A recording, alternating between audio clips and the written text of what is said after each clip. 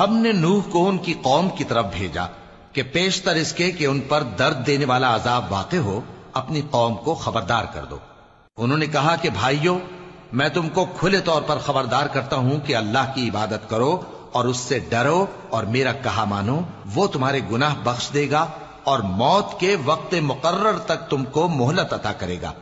جب اللہ کا مقرر کیا ہوا وقت آ جاتا ہے تو تاخیر نہیں کی جاتی، کاش تم جانتے ہوتے۔ جب لوگوں نے نہ مانا تو نوح نے اللہ سے عرض کی کہ پروردگار، میں اپنی قوم کو رات دن بلاتا رہا لیکن میرے بلانے سے وہ اور زیادہ گریز کرتے رہے۔ جب میں نے ان کو بلایا کہ توبہ کریں اور تو ان کو معاف فرمائے تو انہوں نے اپنے کانوں میں انگلیاں دے لی اور اپنے اوپر کپڑے اوڑھ لیے اور اڑ گئے اور خوب تکبر کرنے لگے۔ پھر میں ان کو بلند آواز سے بھی بلاتا رہا، پھر علانیہ بھی اور رازداری سے بھی سمجھاتا رہا۔ پھر میں نے کہا کہ اپنے پروردگار سے معافی مانگو کہ وہ بڑا معاف کرنے والا ہے۔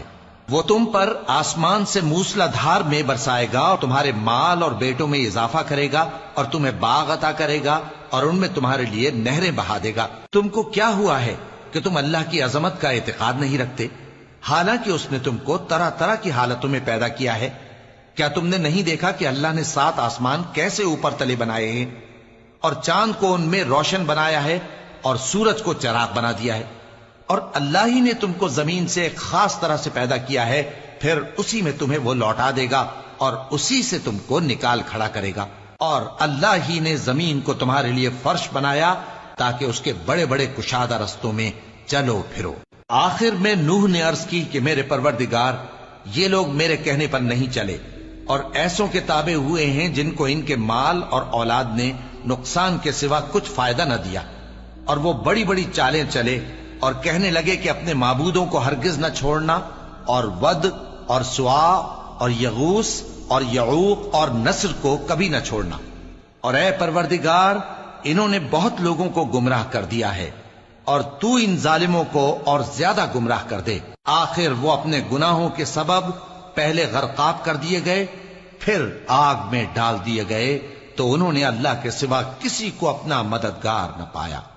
اور پھر نوح نے یہ دعا کی کہ میرے پروردگار، ان کافروں میں سے کسی کو زمین پر بستہ نہ رہنے دے، اگر تو ان کو رہنے دے گا تو یہ تیرے بندوں کو گمراہ کریں گے، اور ان سے جو اولاد ہوگی وہ بھی بدکار اور ناشکری ہوگی۔